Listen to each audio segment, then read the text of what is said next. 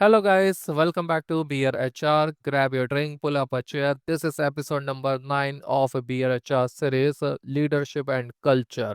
In this episode, we are going to talk about 5 major points, starting with defining organizational culture. Point number 2, leadership modeling. Point number 3, handling toxic high performers. Point number 4, change management. Point number 5, crisis leadership lessons. Let's dive into point number 1, defining organizational culture. Let me start with a simple scene. It is your first day at a new company. No one hands you a culture manual. No one gives you a slide deck titled How We Really Do Things Here. But within a month, you know whether it is safe to speak up. You know whether meetings are collaborative or political. You know whether leaders listen or just talk, talk, talk. You know whether mistakes are punished or treated as learning. What is that feeling? That feeling is culture. Culture is not the values written on the wall, it is the behaviors that are rewarded every day.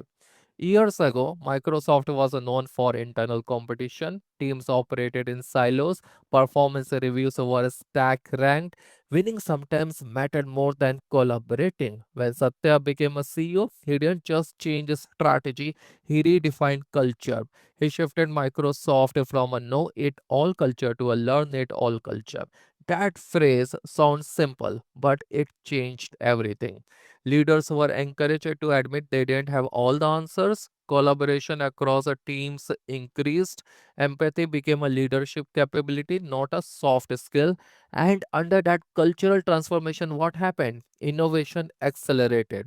Cloud growth surged. Market value climbed dramatically. Same company, different culture, different outcomes. Because culture shapes how strategy gets executed. Now let's look at Starbucks. Starbucks has always talked about being more than a coffee company. They call employees partners.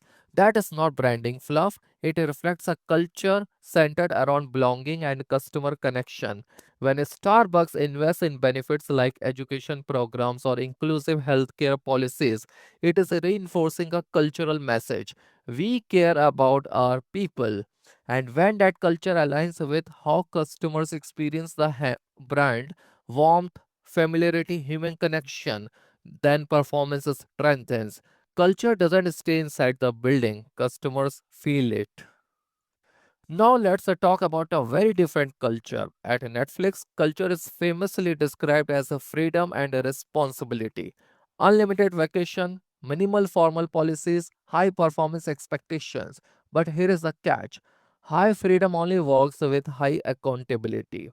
Netflix openly states that it values a talent density. They invest in top performers and expect excellence in return. That culture isn't right for everyone, and that is the point. Culture isn't about being universally liked, it is about being intentionally designed. So, what is organizational culture? Let's break it down. Organizational culture is the shared behaviors that get rewarded, the unwritten rules that guide decisions, the norms around communication and power, the emotional tone of the workplace, the leadership behaviors people mirror. It shows up in small moments: who speaks first in meetings, how conflict is handled, whether leaders say thank you, whether feedback flows up as easily as it flows down. Culture isn't what you say, it is what people experience. Let's not ignore the flip side.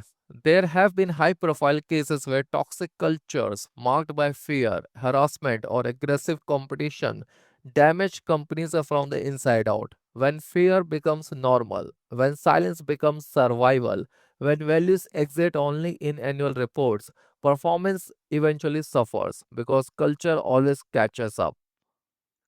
Research often discussed in publications like Harvard Business Review emphasizes that culture is one of the strongest predictors of long-term performance, not because culture replaces strategy, but because it enables or blocks it.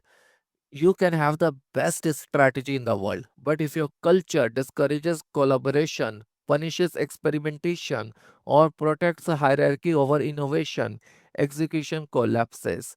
Culture is the operating system of an organization. Strategy is the application. Without the right operating system, even great applications crash. At its core, culture answers one simple question for every employee: what happens to people like me here? Do they grow? Do they get heard? Do they get promoted? Do they get respected? Culture determines whether people bring their best ideas forward or keep them to themselves. It shapes whether managers coach or command, whether mistakes become lessons or liabilities. Bottom line is, organizational culture isn't created by slogans. It is created by repeated behaviors. Every hiring decision, every promotion, every meeting, every reaction to failure. Companies like Microsoft, Starbucks, and Netflix show us something powerful. Culture is not accidental, it is designed intentionally or unintentionally. And the organizations that thrive aren't the ones with the flashiest mission statements. They are the ones where culture consistently supports performance. Because at the end, culture isn't what is written on the wall, it is what happens when no one is watching. Let's dive into point number two of this episode: leadership modeling. Let me start with a simple truth. People don't do what leaders say, they do what leaders model. You can run workshops on collaboration, you can publish values about transparency, you can talk about inclusion in town halls, but if leaders behave differently behind closed doors, the organizations notices. And culture follows behavior, not slogans. When Satya became CEO of Microsoft, the company had strong products but a reputation for internal competition. Nadella didn't begin with a massive restructuring, he began with modeling. In leadership meetings, he asked questions instead of giving directives. He admitted when he didn't know something. He emphasized empathy and a growth mindset. And here is the key: he practiced it publicly. He talked openly about learning from mistakes. He shifted language from prove yourself to learn and improve. Employees watch, and slowly managers begin copying the behavior. Because leadership modeling is contagious. When the CEO listens more, leaders listen more. When the CEO admits mistakes, managers feel safer doing the same. Culture cascades downward. Now look at Starbucks. For years, Starbucks has positioned itself as a company built on belonging and human connection, but that message only works if leaders model it. When former CEO Howard addressed racial bias incidents in his stores, he didn't just issue a press release. Starbucks closed thousands of stores for racial bias training. Was it costly? Yes. Was it symbolic? Absolutely. But symbolism matters when it reflects a leadership behavior. By taking visible action, leadership reinforced a cultural message. We are accountable for our values. Modeling isn't about perfection, it is about consistency between words and action. At Netflix, the culture is famously described as a freedom and a responsibility, but freedom without accountability can turn chaotic. So, leaders model radical candor. Executives give direct feedback and expect it in return. Performance expectations are clear and transparent. Reed Hastings has openly discussed the tough decisions about maintaining talent density. The message is consistent: high standards apply to everyone, including leadership.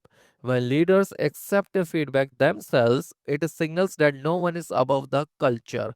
That modeling sustains credibility.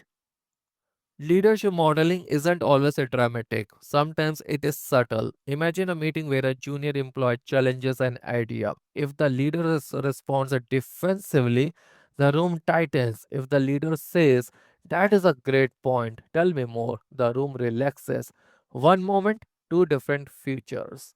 At companies studied in leadership research frequently discussed in Harvard Business Review, high performing cultures consistently show one pattern: leaders embody the behaviors they expect from others, not occasionally, consistently, because people study their leaders more closely than leaders realize. During Project Aristotle, Google discovered that psychological safety was the strongest predictor of team effectiveness. But safety doesn't appear magically, it appears when leaders model vulnerability. When a manager says, I made a mistake, I need help, I was wrong, they give others permission to do the same. Leadership modeling creates emotional permission. Without that permission, teams perform cautiously. With it, they perform courageously. Now imagine the opposite. A leader talks about collaboration but hoards information, talks about accountability but avoids a responsibility, talks about inclusion but interrupts certain voices. Employees don't need an announcement to notice. Trust erodes quietly. And once a trust erodes, performance follows because credibility is built through alignment between words and behavior. Let's see what a strong leadership modeling looks like. Organizations that get this right typically see leaders who admit mistakes publicly, seek feedback upward and downward, reward the behaviors they promote, treat everyone with consistent respect, make decisions aligned with stated values. Modeling isn't about grand gestures, it is about daily consistency. Think about your own career. You probably remember a leader who inspired you, not because of a motivational speech, but because of how they behaved. Maybe they stayed calm in crisis. Maybe they defended their team. Maybe they gave you credit publicly. That is modeling and it sticks because leadership isn't positional, it is behavioral. Bottom line is if culture is the shadow of leadership, then leaders must ask, what shadow am I casting? Companies like Microsoft, Starbucks, Netflix, and Google show us something clear. Strategy sets a direction, systems create structure, but leadership behavior shapes reality.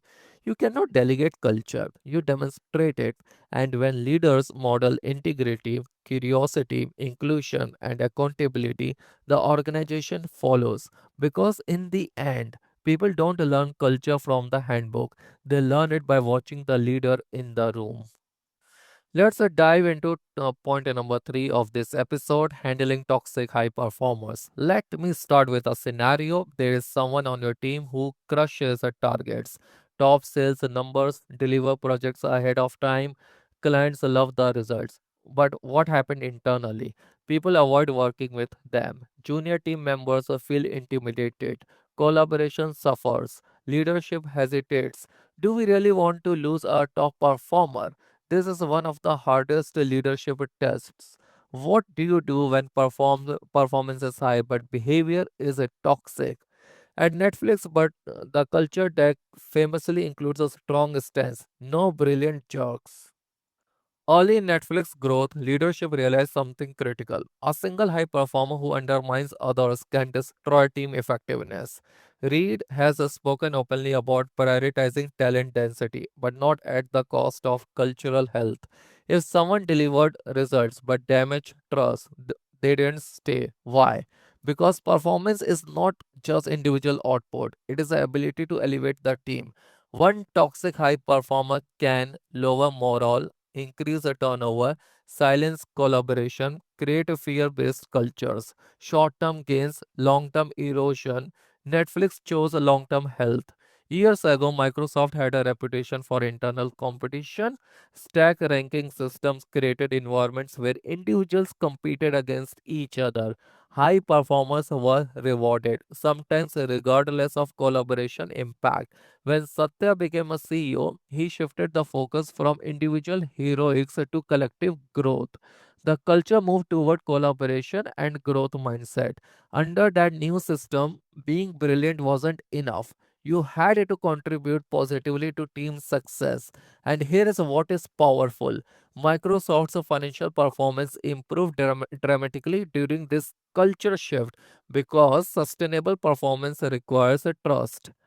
Research frequently discussed in Harvard Business Review shows that toxic employees can cost organizations far more than average performers contribute. Why? Because the toxicity spreads. One toxic high performer can drive away multiple strong contributors. Imagine losing three solid team players because one star makes the environment unbearable. What is the real cost then? And what message does leadership send? If you produce numbers, behavior doesn't matter. That message reshapes culture instantly. Let's talk about Uber.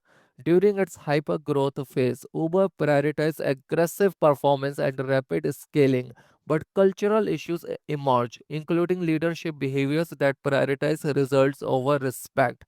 What was the result? Public crisis, internal investigations, leadership turnover, brand damage. Uber eventually had to rebuild its cultural foundation under new leadership. What was the lesson? Performance without values creates instability.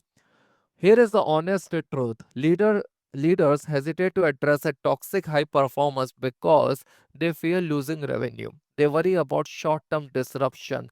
They think behavior can be tolerated if results are strong. They hope it will self correct. But toxicity rarely self corrects, it usually escalates, and silence from leadership becomes permission. Organizations that handle this well follow a few principles. Number one, define behavior as part of performance. Number two, give direct feedback early. Number three, align incentives with values. Number four, be willing to let talent go. Now imagine you are a high potential employee watching this play out. If leadership protects the toxic star, what do you learn? That collaboration doesn't matter. That respect is optional. That results excuse behavior. But if leadership holds everyone accountable equally, you feel safer, you trust the system, and you invest more energy into the organization because fairness builds commitment. Handling toxic high performance isn't about punishment, it is about protecting culture. Strong leaders ask, is this person elevating others or diminishing them? Because culture compounds and so does damage. Companies like Netflix and Microsoft learned that sustainable growth requires healthy environments. At the end, the real question isn't, can we afford to lose this high performer? It is, can we afford the cultural cost of keeping them? Because performance drives numbers, but culture drives the longevity. And the organizations that win long term are the ones that understand no one is bigger than the culture. Let's dive into point number 4 of this episode, change management. Let me start with a familiar scene. Leadership announces a big transformation, new strategy, new structure, new systems. Town hall energy is very high. Slides look impressive.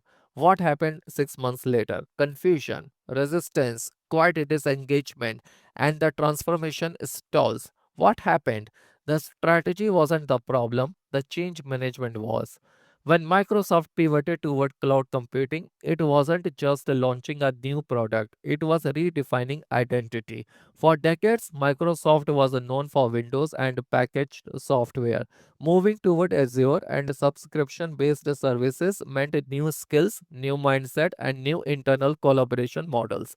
Under Satya Nadella, the company didn't just change its business model, it changed its culture. He introduced a growth mindset philosophy inspired by Carroll research. Leaders were encouraged to shift from know it all to learn it all. That wasn't a branding exercise, it was change management. Employees weren't just told what was changing, they were told why it mattered and how they fit into it. Microsoft's market value tripled in the years that followed, not because a change was announced, because change was managed. Now let's go back to 2006. Ford Motor Company was struggling, losses were mounting, silos dominated the culture.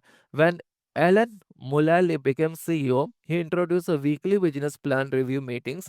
But here is the twist. At first, every executive reported green status, meaning everything was fine.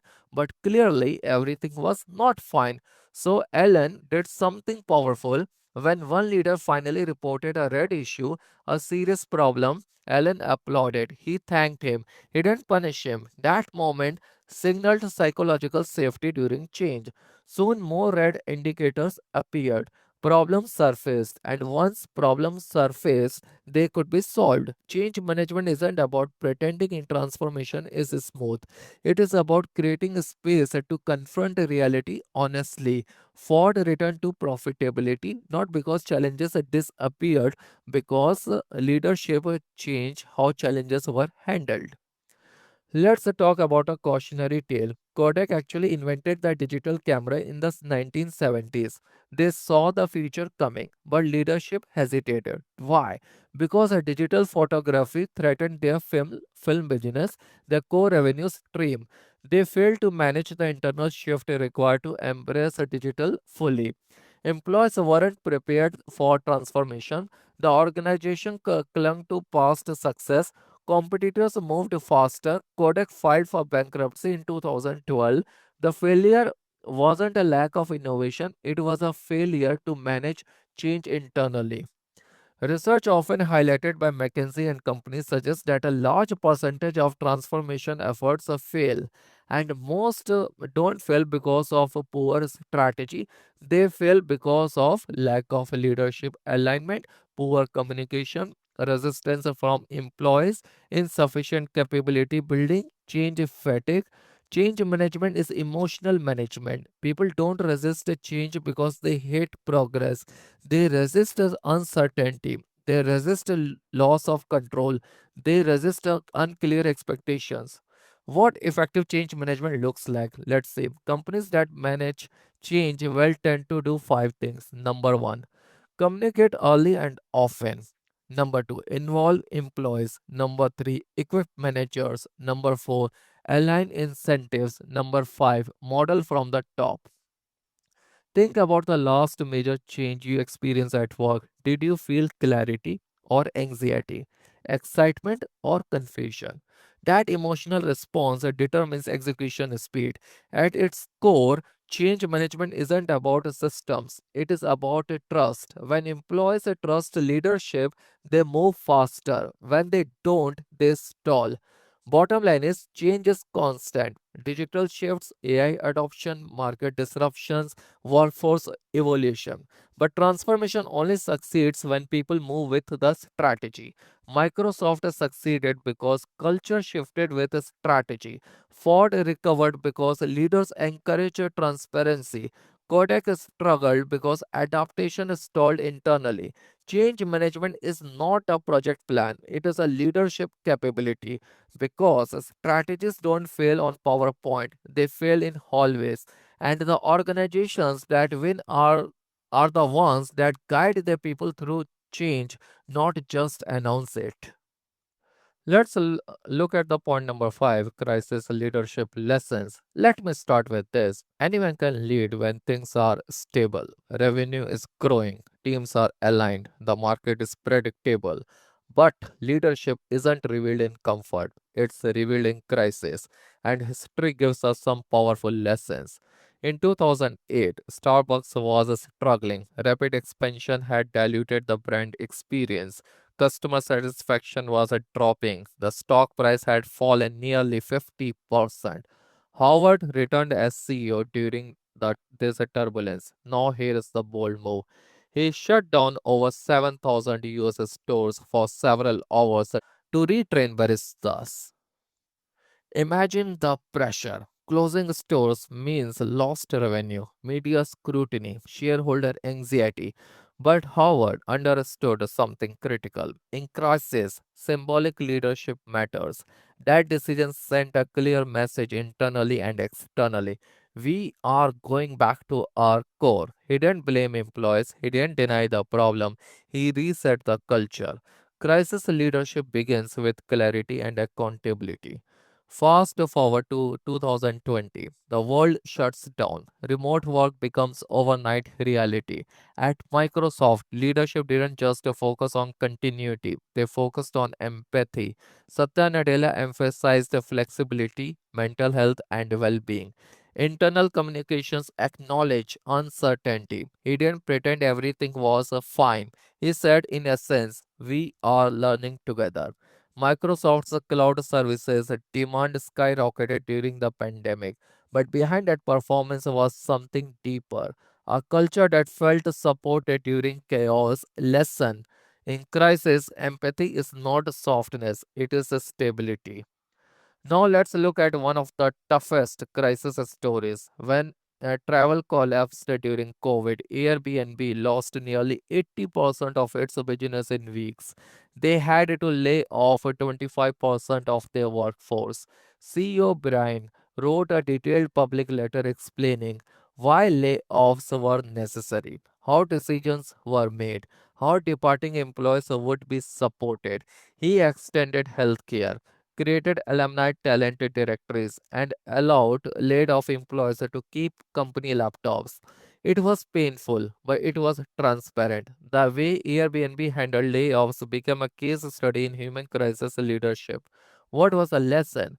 How you treat people in their worst moment defines your culture long term. Airbnb later rebounded and went public in 2020.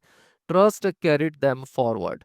Let's go back further. In 1982, several people died after consuming cyanide-laced tal- Talnon capsules. The crisis hit Johnson and Johnson hard. Instead of protecting short-term profits, leadership recalled 31 million bottles nationwide. It cost over $100 million. But when they prioritized customer safety over earnings, they introduced a tamper-proof packaging, now industry standard. The decision rebuilt trust. Within a year, Talnol regained market share. Crisis leadership requires value driven decisions, even when they are expensive. What these stories teach us? Point number one, own reality quickly. Point number two, communicate clearly and often. Point number three, prioritize people, not optics. Point number four, anchor decisions in values.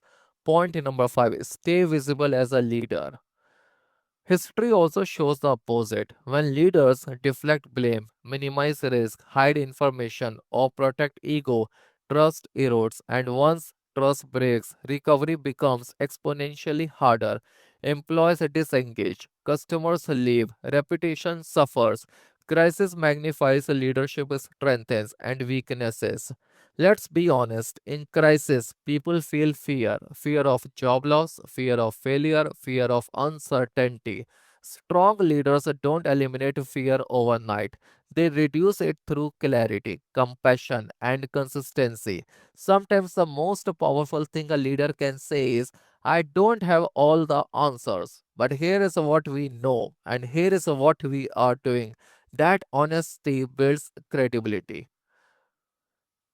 Bottom line is crisis is inevitable. Economic downturns, technology disruption, public relations challenges, global pandemics. What is optional is how leaders respond. Starbucks chose cultural reset. Microsoft chose empathy. Airbnb chose a transparency. Johnson and Johnson chose a values over profit. Crisis leadership isn't about perfection. It is about presence, because when everything feels unstable, people don't look for flawless strategy, they look for steady leadership. And the leaders who rise in crisis are the ones who remember, you don't build trust during a storm, you reveal it. Let me conclude this episode of Beer HR. We looked into how HR influences leadership and organizational culture in real, practical ways. Using transformation stories from Microsoft, accountability lessons from Netflix, cultural resets at Starbucks, crisis leadership at Airbnb, and values-driven decisions at Johnson and Johnson. We explore defining culture, modeling leadership behavior, managing toxic high performers, navigating change, and leading through crisis. What is the key takeaway? Culture is not defined by posters or policies. It is shaped daily by leadership behavior, systems, and accountability. HR doesn't just support culture, it actively designs and protects it. Thank you for listening to Be Your HR. Have a nice day.